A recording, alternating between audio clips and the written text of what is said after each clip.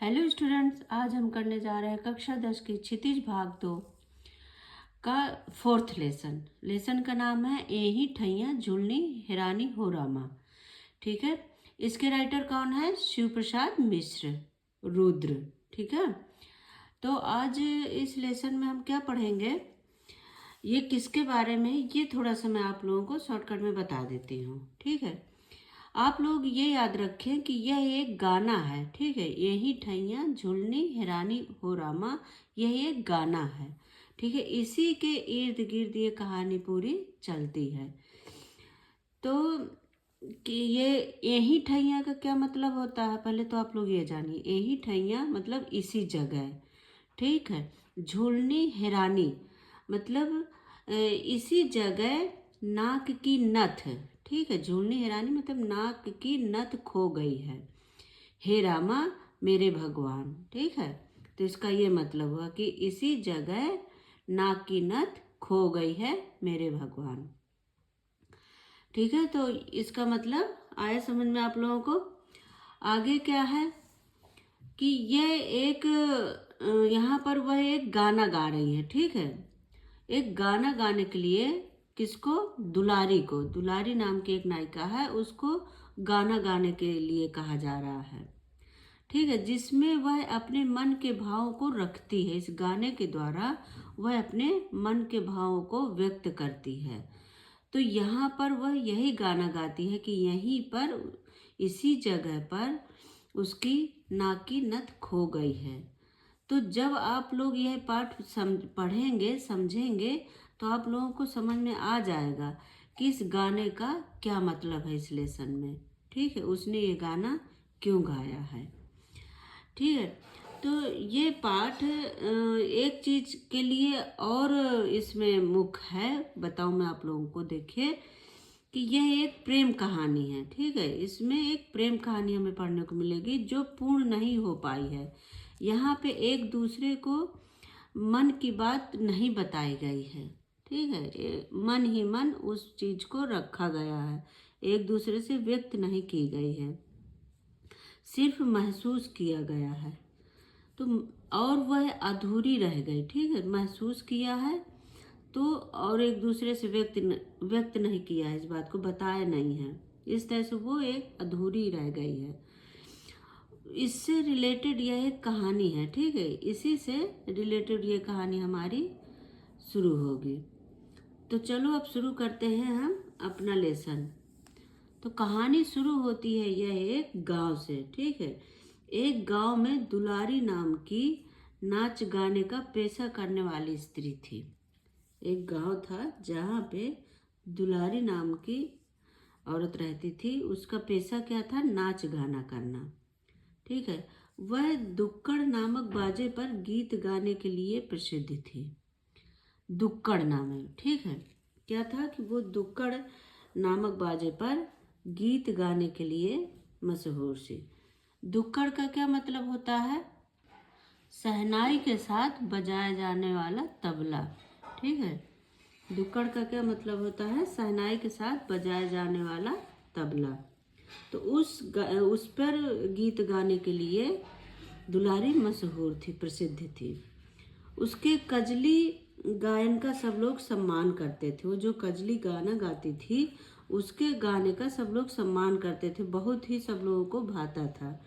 गाने में ही उसके सवाल जवाब होते थे। ठीक है, वो जो गाने गाती थी उन्हीं में सवाल और जवाब ये छिपे होते थे। वो सवाल करते थे, फिर सामने वाला जवाब देता था, फिर सामने वाला सवाल करता था और दुलारी जवाब देती थी। वो ये ऐसे गाने गाती थी।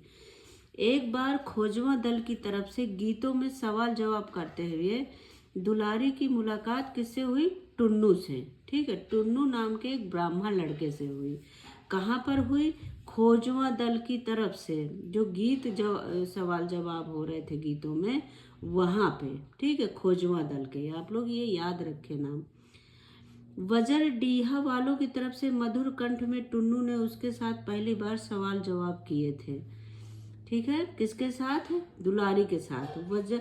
वजर डीहा वालों की तरफ से कौन था? टुन्नू। ठीक है, उसकी फिर और तो यहाँ से कौन थी? दुलारी। तो पहली बार उनको सवाल जवाब वजरडीहा वालों की तरफ से हुआ था। ठीक है, वो टुन्नू था। दुलारी ने तब अपने मतलब उसके प्रति प्रेम को अनुभव किया था। कब? जब वजरडीहा वालों की तरफ से टुन्नू आया था, तो जब उनका सवाल जवाब हुआ था गाने में, तब दुलारी ने उसके प्रेम को अनुभव किया था। दुलारी के घर आकर, जब कभी दुलारी के घर आता टुन्नू, तो वो चुप रहता, वो कभी अपनी बात नहीं बताता था, ना कुछ बोलता था, ना अपनी अंदर की बात व्यक्त करता था। कभी प्रेम को वो प्रकट नहीं करता था, उसने कुछ भी इस बारे में नहीं कहा था दुलारी से।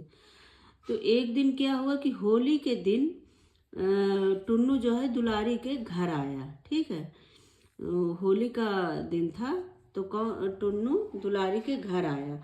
उसने हाथ में खादी की बुनी साड़ी लिए था दुलारी के लिए। ठीक है, तो खादी की साड़ी, ठीक है, खादी आश्रम की बुनी साड़ी दुलारी को उसने दिया।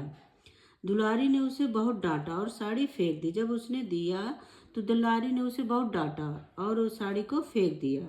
उसको बोला कि तुम मेरे लिए क्यों लाए हो साड़ी, मैं कौन हूँ तुम्हारी, तो तुम मेरे लिए ले आए हो। टुन्नू अपमानित होकर रोने लगा। जब उसने डांटा दुलारी ने, तो टुन्नू क्या हुआ, उसको बहुत बुरा लगा और वह रोने लगा। इसके बाद क्या होता है, उसके आंसू दुलारी के द्वारा फेंकी जो उसने दुलारी ने साड़ी फेंकी थी, नीचे पड़ी थी जो साड़ी, तो उस पे टुन्नू के आंसू टपकने लगते हैं, उस पे गिरने लगते हैं।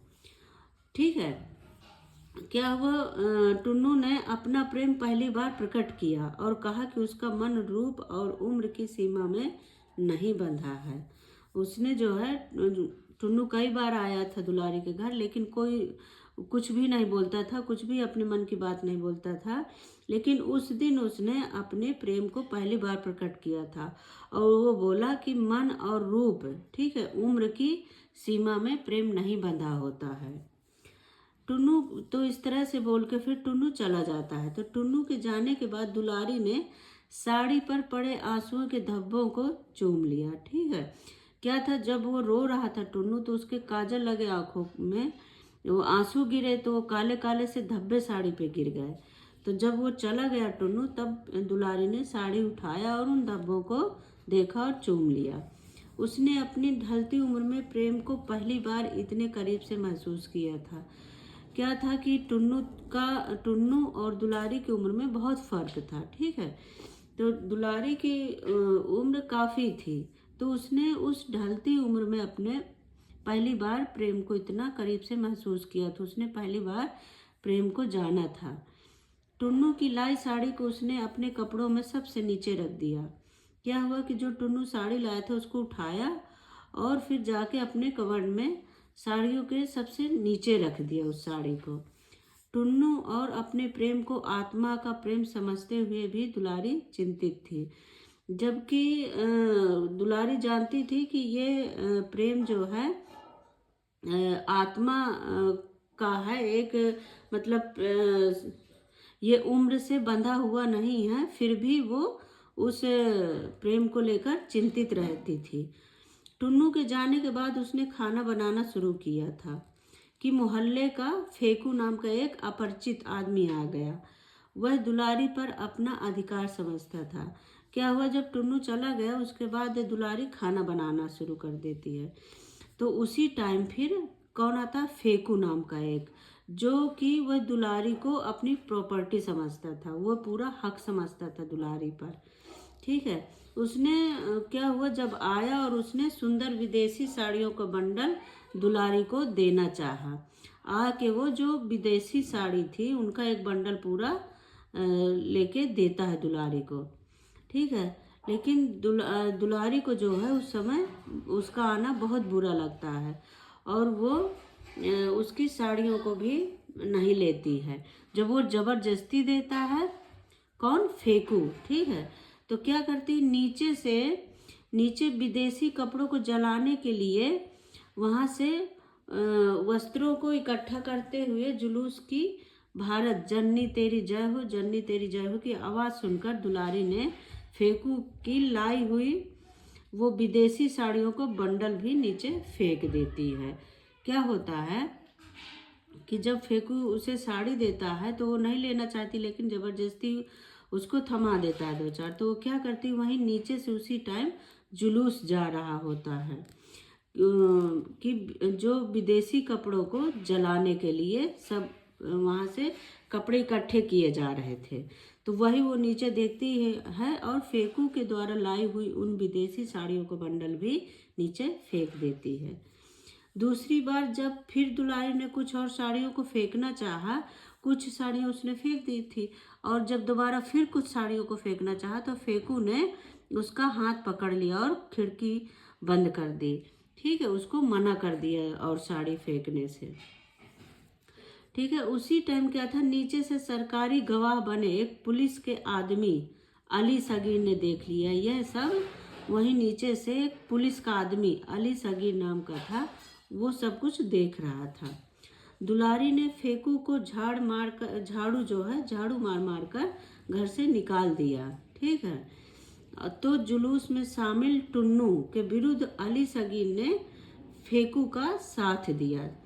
जब वो झाड़ू मार मार के निकाल देती है तो जुलूस में शामिल था टुन्नू, तो जो टुन्नू के विरुद्ध अली सगीर था उसने क्या किया, फेंकू के साथ मिल गया। ठीक है, अली सगीर फेंकू के साथ मिल जाता है टुन्नू के खिलाफ। ठीक है, जुलूस के टाउन हॉल पहुंचने पर पुलिस ने टुन्नू को गोलियां दी। ठीक है, क्या होता है, जब जुलूस टाउन हॉल पहुंचने वाला होता है तो पुलिस टुन्नू को गालियां देती है और विरोध करने पर उसके पसलियों में जूतों की ठोकर मार मार कर उसको खत्म कर देती है।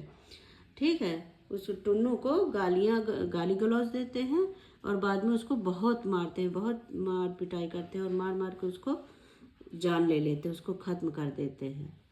फिर क्या होता है, अंग्रेज सैनिकों ने अस्पताल का बहाना कर मरे टुन्नू को वरुणा नदी में फेंक दिया। ठीक है, क्या करते हैं, जो पुलिस के सैनिक होते हैं वो बहाना बनाते हैं, वो बोलते हैं कि अब ये टुन्नू की हालत बहुत ख़राब है, उसको हम अस्पताल लिए जा रहे हैं, लेकिन वो तो मर चुका था, इसलिए उसे जाके फिर वरुणा नदी में, ठीक है, नाम याद रखें आप, वरुणा नदी में फेंक देते हैं।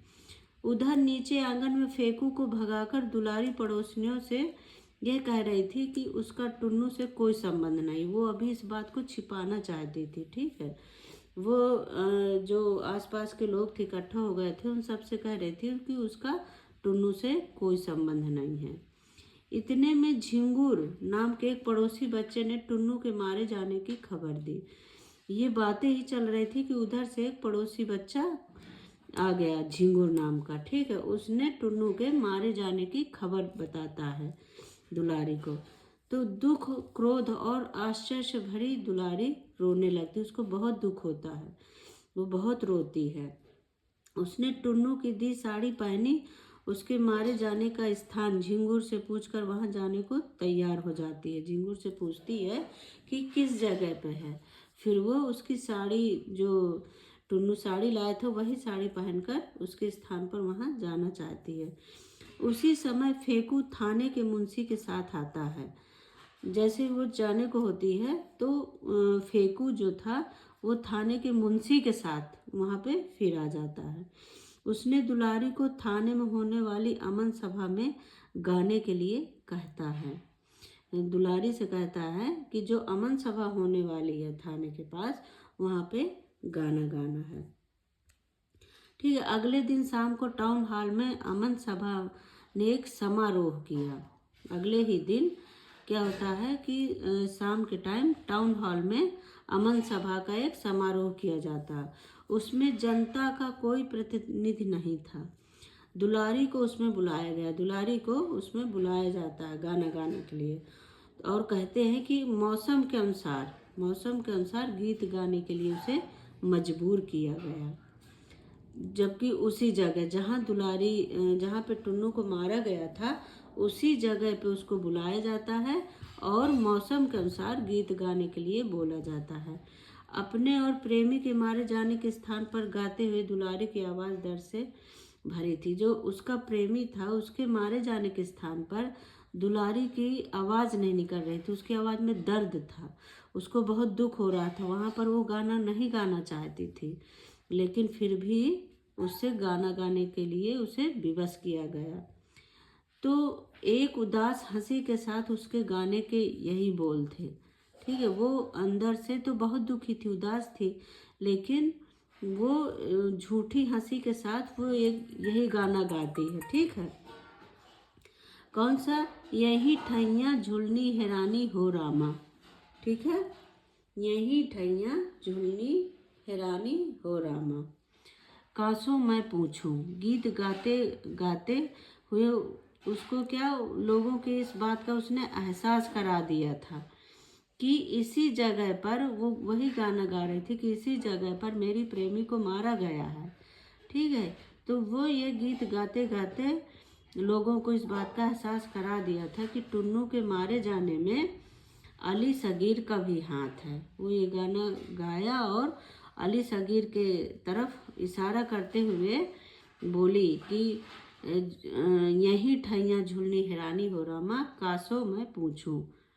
ठीक है, तो इस गाने से उसने लोगों को एहसास करा दिया कि यहीं पे टुन्नू मारा गया था और उसके मारे जाने में अली सगीर का हाथ था। ठीक है, तो इस तरह से टुन्नू के मारे जाने की आंखों में देखी खबर, जबकि वो खबर देखी, ठीक है, देखा था, जो रिपोर्टर था उसने देखा और लिखा। ठीक है, और वो खबर ले जाके प्रधान संवाददाता ने जब वो जो वहाँ का मुख्य था उसके पास ले गया, लेकिन उस खबर को उसने अयोग्य बता दिया। उसे जिस लेखक ने लिखा था, रिपोर्टर ने, उसको उसने डांटा। ठीक है, जो मुख्य संपादक था उसने डांटा और उसकी शिकायत भी की। मुख्य संपादक ने भी पूरी खबर सुनकर सच्ची होते हुए भी छपने के लायक नहीं मानी। ठीक है, उसको छपने लायक नहीं मानी थी।